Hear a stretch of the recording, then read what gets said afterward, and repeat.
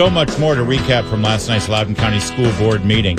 And also lots in national politics, too, with the defeat of H.R. 1 in the Senate yesterday. 8:05, we'll talk to Peter Ducey, White House correspondent for Fox News Channel. And at 8:35, we'll speak with a member of the Loudoun County School Board, John Beatty, who was there last night, joining us all morning long. At my side from The Spectator, Amber Athey. Amber, good morning to you. Good morning, Larry. We're joined by a smart guy. He does lots of smart things. He's a senior fellow in the Heritage Foundation's Institute for International Studies, and he's also the author of The Plot to Change America.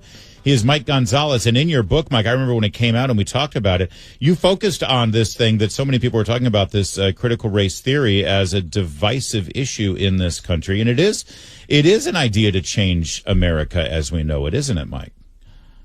Hey, good morning, Larry. Good morning, Amber.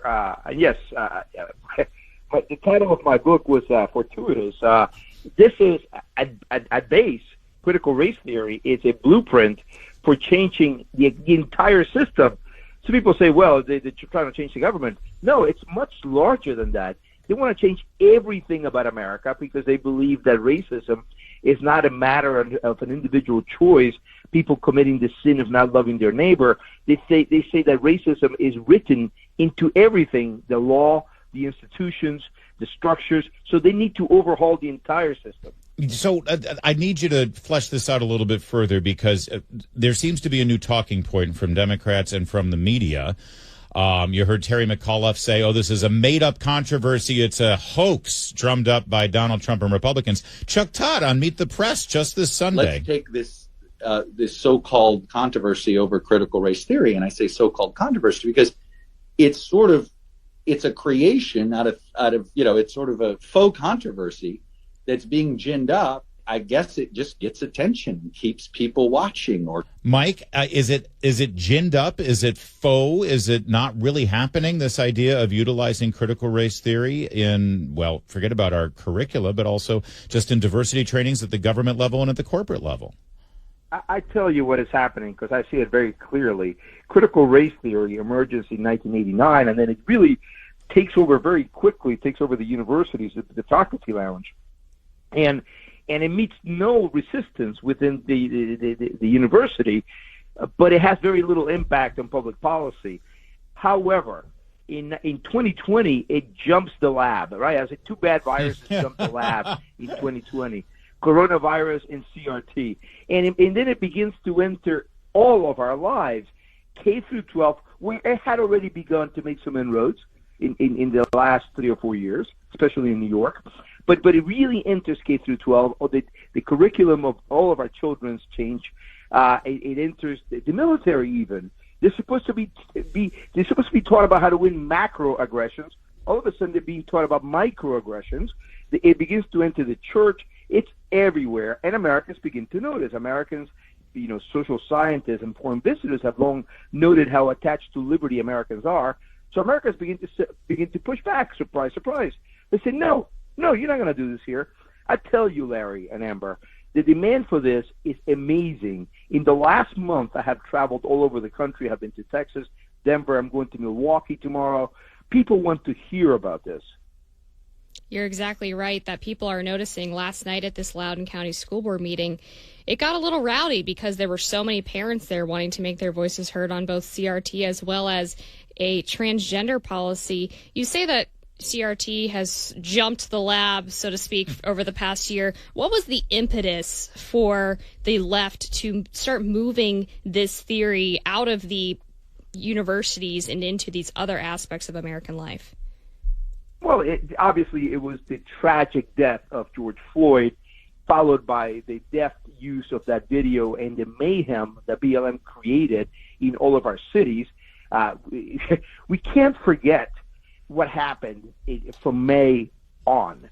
It wasn't just Portland and Seattle. All of our cities we just saw instability. Some of them saw outright riots, protests. That caused, that's to many Americans, good-natured Americans, my neighbors, put out BLM signs on their lawns because they feel they want to do something for social justice.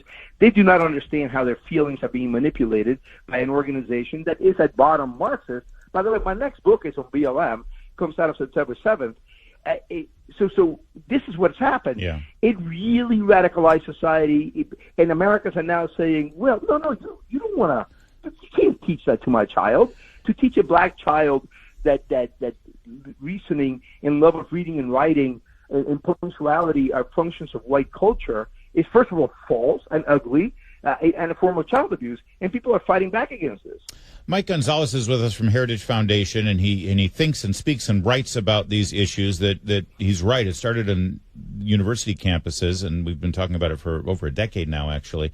But now it's in our kindergarten classes even. And one thing about critical race theory that I think is we're seeing this a lot from arguments coming from the left and the media, Mike, is that, these people who are speaking out about critical race theory, they don't even know what it is. They can't even describe it. Can you help us with that, actually? I don't think it's true. I think that when we see, our kids being taught that they are either the oppressed or the oppressor, we know exactly what's wrong there. But can you sort of summarize the theory behind this thing, this critical race theory? What is it, if someone could summarize it? It's such hogwash of people saying this.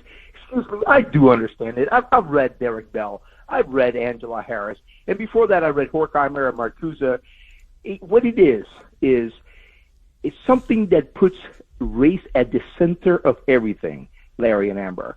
It says the most important postulate is that racism is systemic. Another postulate is that the meritocracy is a myth. that everything, all the criteria that we use to measure success and merit are really just white culture masquerading as American culture, which is, again, of course, a lie. That as Derek Bell wrote, that no matter what happens, black people are always going to be subjugated and will never reach equality. Again, false. We need to live up to the ideals of the founding, which is how we have always solved our problems. There's a very long line of people out the door, and there has been since the 1850s, of people wanting to immigrate to the United States.